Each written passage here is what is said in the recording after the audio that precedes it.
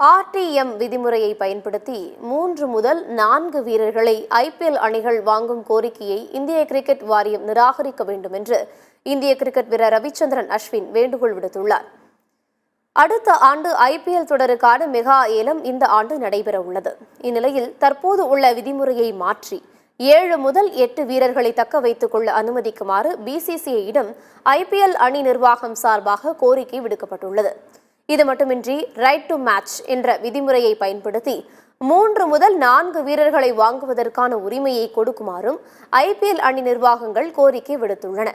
இந்நிலையில் இருப்பதிலேயே ஆர்டிஎம் தான் ஐபிஎல் ஏலத்தில் உள்ள மிகவும் நியாயமற்ற விதிமுறை என்று ரவிச்சந்திரன் அஸ்வின் கூறியுள்ளார். இந்த முறையை பயன்படுத்தி ஒரு அணியால் ஏற்கனவே தங்களுக்கு விளையாடிய வீரர்களை அடிப்படை முதல் அதிகபட்ச விலைக்கு மீண்டும் வாங்க முடியும். ஆனால் அது வீரர்களுக்கு நியாயமான சம்பளத்தை கொடுக்காது என்று அஸ்வின் கூறியுள்ளார்.